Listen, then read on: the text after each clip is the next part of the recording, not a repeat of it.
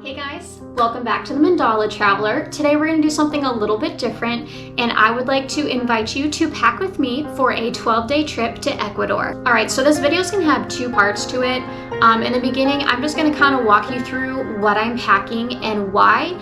We've done a lot of research about this trip. There are things that we've bought specifically for this trip, and so I want to share that information with you. And then when we get back, I'm going to kind of do a short review and let you know, hey, this worked, I wish I'd brought this instead, that kind of thing, so you can learn from our experience both in the pre-research and then the post-adventure stage. So if you have any questions, feel free to drop them below after you've watched the video, but hopefully this helps you prepare for the perfect trip. Alright, first things first, let's talk clothes. So we're going to be in Ecuador for 12 days, plus 2 days of travel to and from the Washington, D.C. airport. So that's 14 days we're going to be gone. So if we were able to do carry-on only, I would probably cut this down a little bit. Unfortunately, the airline we're working with only lets us have a personal bag and a checked bag each. So there's no reason to super condense, but we are going to do it just a little bit. So I have 7 pairs of pants. I'm going to wear each one twice, and then I have 14 shirts. I'm also bringing some portable like bar laundry soap with us, so if we need it to clean up anything last minute, and where again we have the option, but I just don't know what's available. So since we're going to a lot of places where it's going to be hot, humid, and sweaty, we're bringing 14 different shirts, and then we'll have our 7 pairs of pants. So we are going to be going to a very wide range of locations. Our trip is going to start out in Quito, which is the second highest capital city in the world. So we're going to be up in the mountains. It's going to be pretty chilly. The average is going to be around 70 midday. It's going to get a lot cooler at night. And then we're also hiking up to a mountain crater lake, which the temperature is going to be more in the 50s there. Then we're going to head down to the Amazon, which is going to be hot and humid. Then we're going to head over to the Galapagos Islands, which will just be hot. And we'll finish up our trip in Guayaquil, which is also going to be rather hot. So we need a rather wide variety of clothing, which does complicate things just a little bit. So I found that when you need versatility, I personally tend to go for breathable leggings because they're not too hot when it's toasty outside, and you could also use them to stay warm in a little bit of cooler weather. So I have 2 pairs of leggings that I'm going to alternate use with between Quito and the Amazon. I have a pair of leggings that I'm going to use for flights. These are my travel pants. They're so comfy. They have deep pockets. That's their designation. I have some hiking pants that we will use for hiking in the Amazon, and I'm going to use them for when we hike up to the Crater Lake as well. They're just very comfy. That's what they're for, so that's going to make life easy, keep the bugs out, and keep us warm. And then I have 2 pairs of shorts for the Galapagos Islands and Guayaquil, and then I have 1 pair of pants for when we're in Quito and it's a little chillier. Alright, so for shirts, one of the things that you really need to be aware of when you're this close to the equator is that the sun is very, very powerful, even though you may not realize it. So we're taking some long sleeve UPF shirts just to make sure that we don't burn and have an absolutely miserable time. We are probably going to use this during our Amazon hike as well because it's super breathable, but this will be really nice for in the sun in the Galapagos Islands as well. After that, just a variety of t-shirts. I'm staying away from tank tops, once again, partially because the sun is so strong, but also because of the bugs. They're gonna be really bad in the Amazon, and so we're opting for lightweight stuff with longer sleeves. And then when we're up in Quito, we're just gonna wear normal t-shirts. I'm also bringing 2 dresses with me. I went ahead and got a couple of dresses from Halara. You may have heard of them. They're pretty popular right now. But this dress is made with athletic material, and it has built-in shorts underneath, so I can feel really comfortable running around in this. But it also looks a little nicer. And then one just nicer dress if we decide to go out to a nice restaurant. I have the option, but it's pretty thin, so I don't have to worry about it taking up too much space in my suitcase. All right, last but not least, let's talk shoes. So I am a big fan of maxing yourself out at 3 shoes for any trip. That's typically enough, even if you're doing a trip that has this wide of a range of activities. So I am taking my hiking boots. I have to have these for the trip up to the Crater Lake. But I also wanted shoes that were going to be comfortable so that while we were in that colder climate, I could just wear the same ones. So I'm bringing my kids' camp boots. They're a phenomenal way to combine 2 in 1. I will be perfectly comfortable taking these up the mountain. They're water resistant, but they're also so comfortable. I won't have any problem wearing these around town when we're just exploring. And then I have these waterproof hiking sandals, super stylish, but they get the job done. These are going to be fantastic for hiking in the Amazon, anywhere where it's gonna get pretty wet from the rain or just whatever. These are great. They're also gonna be really good for the Galapagos, just walking on the beach or any rocky places. You can get them on and off pretty quick, but they're also sturdy and they're just really nice for walking around those kind of environments. Finally, I'm just taking one nice pair of tennis shoes. This is for walking around town. I can pair these with my dresses and feel a little dressed up and not crazy fancy. They're real comfortable. I'm not gonna take them on any epic adventures, but I do have one nicer pair of shoes that are good for exploring. All right, now that we got all of the clothes packed up, let's talk toiletries. There are a few things that we bought specifically for this trip because we did our research and found out that we'd need them. And so I wanted to make sure that you had that information too. So first up, because we're going to the Amazon, it's really important that we have a good bug spray. We got this for our trip to Costa Rica actually, and I don't think we got bit at all. This is a 100 insect repellent. And so especially if you're going to be going to an area like the Amazon where there are a lot of mosquitoes and other bugs that can have diseases, you really want a heavy duty bug spray that's gonna make sure you're protected. We've been very happy with this one. Next up is a reef safe sunscreen. All right, this is a great idea pretty much anytime you're in the ocean, but especially if you're going to somewhere like the Galapagos, where everything is a protected environment. Having a reef safe is really important to protect those delicate ecosystems. It costs the same as your normal sunscreen, but it makes sure that harmful chemicals don't get in the water. Next up, we have altitude sickness medication. We are going to be landing in Quito, which is the second highest capital city in the world. And so we are going to be going from Washington, D.C. to this high mountain elevation, and it's really common for people to get sick from that change, nausea, exhaustion. We don't want to deal with any of that. So we're going to start taking these about 24 hours before. We'll take them throughout our time in the high elevation, and it's going to make sure altitude sickness doesn't ruin any part of our trip. And then the last thing we're taking is activated charcoal. This was one of the things I read that's pretty smart to have with you. There's just a kind of large risk of getting either food or water poisoning, unfortunately, and activated charcoal is going to help get those toxins out of your system fast if we have any sort of unfortunate situation. And so this was like $12, super smart buy. Once again, that could ruin our trip, and so we're just going to make sure we have all of our bases covered. And the final thing I'm really excited about is from a company called Ethique.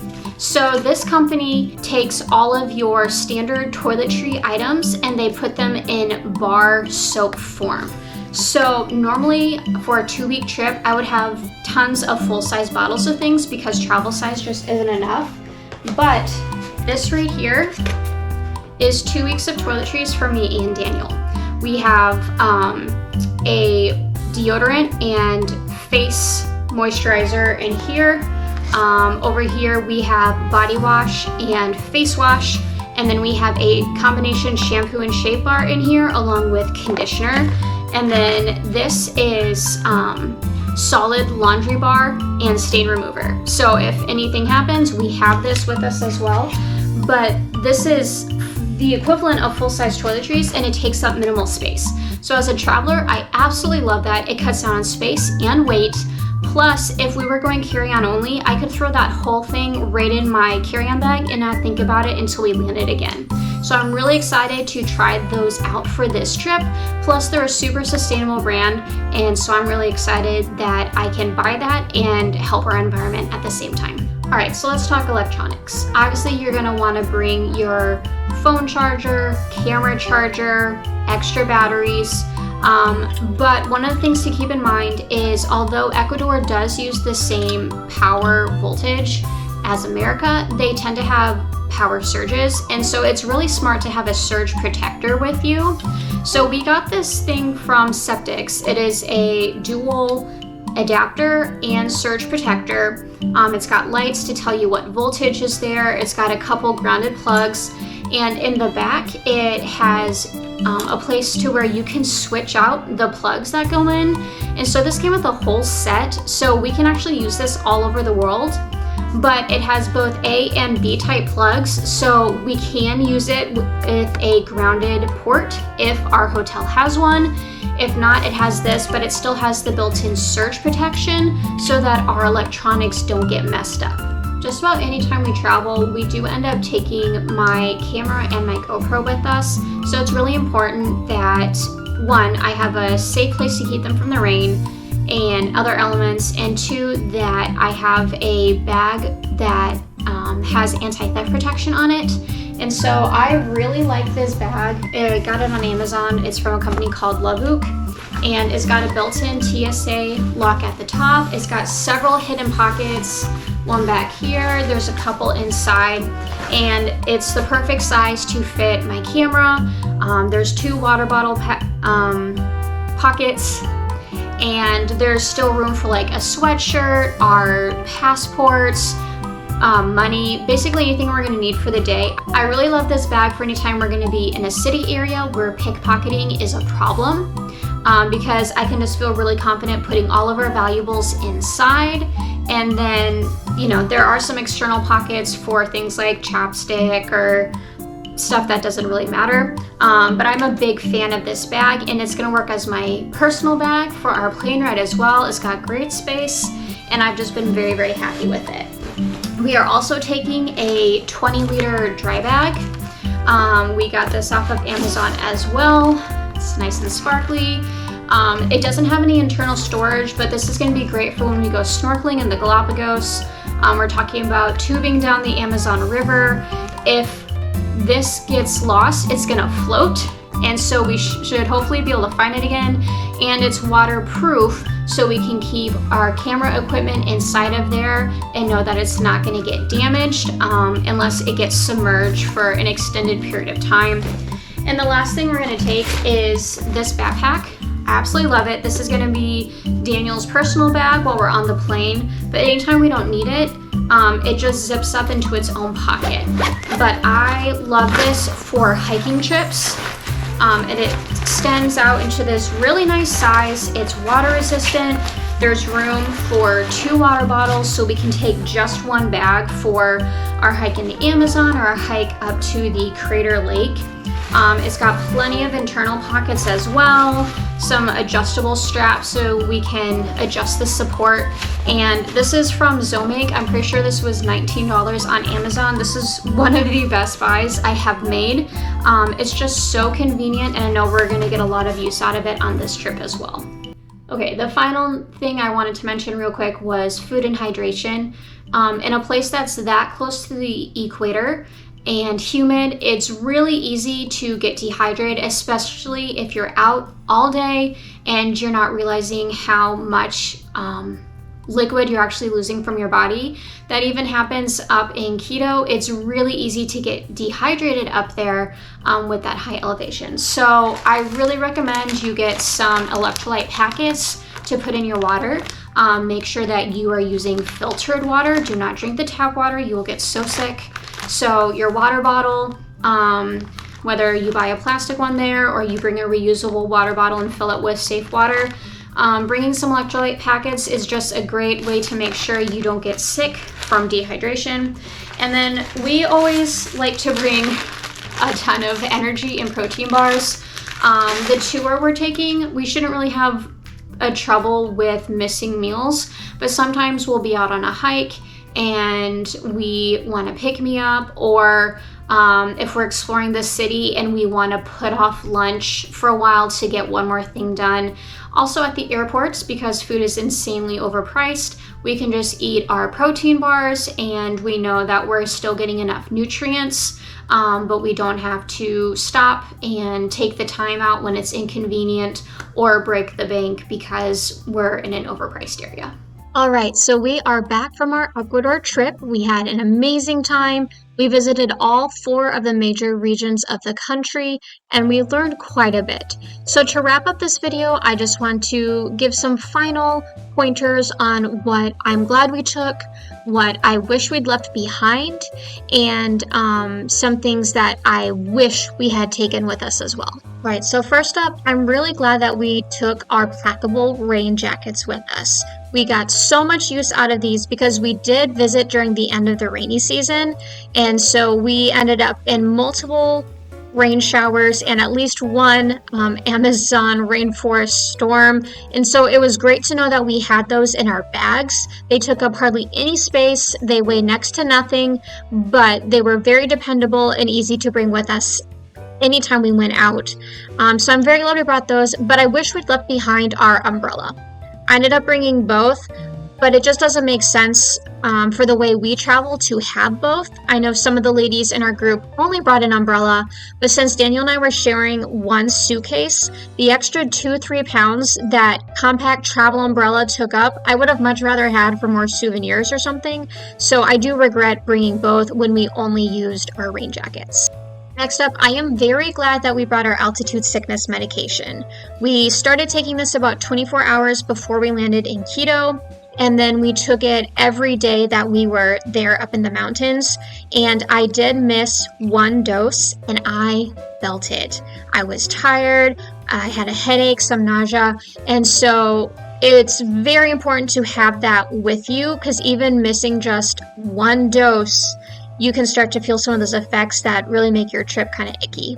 I was also really glad that we took our dry bag with us. Now, if you don't know what that is, basically it's a waterproof backpack or shoulder bag that's really good for adventure trips. And once again, since we were there in the rainy season, we ended up using it more than we thought we would. We definitely used it for diving or snorkeling in the Galapagos and while we were hiking around the rainforest, but we also used it while we were in Guayaquil because it was raining so hard and I really wanted to protect my camera equipment. And you close that by rolling the top like 3 or 4 times to make a watertight seal, and then you buckle it. So it actually ended up being kind of theft proof as well. Not completely proof, but better than just having a zipper bag. And so that actually worked out pretty well for us. Next, I was so glad that I did take that charger with the surge protection in it that I showed you guys earlier. We did have a number of storms, but that surge protection was there. We didn't have any problems, and all our devices came back safely. I don't know if there were any surges or not, but it did give me some good peace of mind to have that with us. And finally, I'm glad that we took our nice cameras. I had read some different reports that it's not a great idea to bring your nice DSLR or your GoPro with you, but I would have regretted only having pictures on my phone that were lower quality. So I am very glad that I took both my cameras with me. However, just know that because theft can be an issue, it's very important to have a neck strap for your camera. And if you have an action camera, always keep that on some sort of a wrist strap as well. Don't flash them around if you don't need to. Keep a hand on them at all times and you'll be fine. But as long as you're smart, you'll be really glad that you brought them on the trip.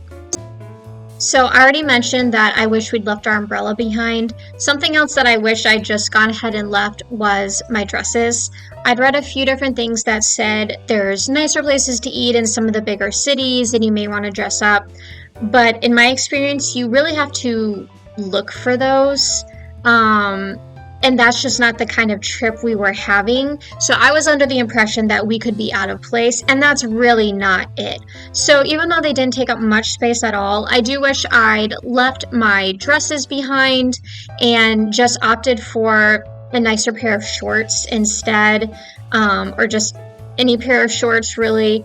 It would just ended up being kind of a waste of space. Also, because of the kind of tour we were taking, I wish we hadn't brought so many granola and protein bars. Daniel and I typically do trips where we're on our own schedule, but because we took a tour, our guides made sure we weren't missing meals, and so we were heading home in a couple days with pounds of protein bars that we were trying to chow down on to lighten up some space and weight. And so I just wish we'd been a little more conservative with that. However, we had never been on a guided tour before, so that is a little bit of live and learn. If you are going to be out on your own, making your own itinerary, it may be a really good idea for you to bring plenty. And finally, I wish I hadn't brought so much makeup, which I really didn't bring a lot. Like, I took a pretty minimal routine, but since I'm not out there trying to really glam it up for my photos, there really wasn't a ton of reason to have any, because you're just gonna sweat. It is so hot out there. There's really no point in even trying. And I think I just ended up giving my face some skin issues because of that combination, and it was more space I could have freed up for something else. So unless you are going on that high lifestyle vacation where you're going to wear your fancy dresses and everything, I would say just leave it at home.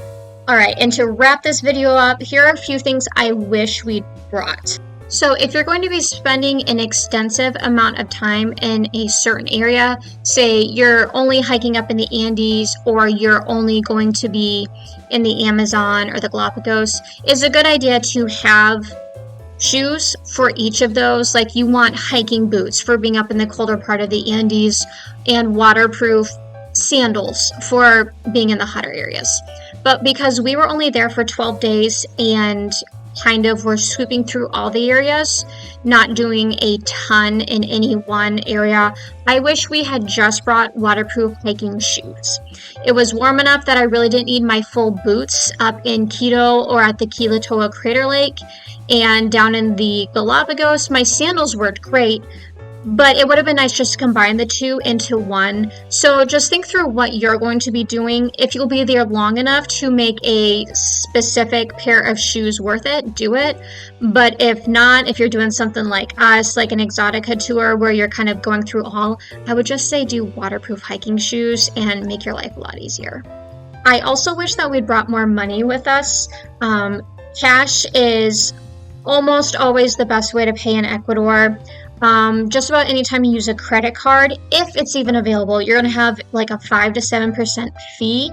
So I brought several $100s with us thinking, well, the economy is, a little cheaper there and we should be fine. But because we ended up booking some additional tours and we did stop in a few places with our tour group that were a little more tourist priced, we did go through that money kind of quickly. So I would just say bring plenty of cash or an ATM card, because there are ATMs in the major cities, and be smart with it, but it will make your life a little bit easier.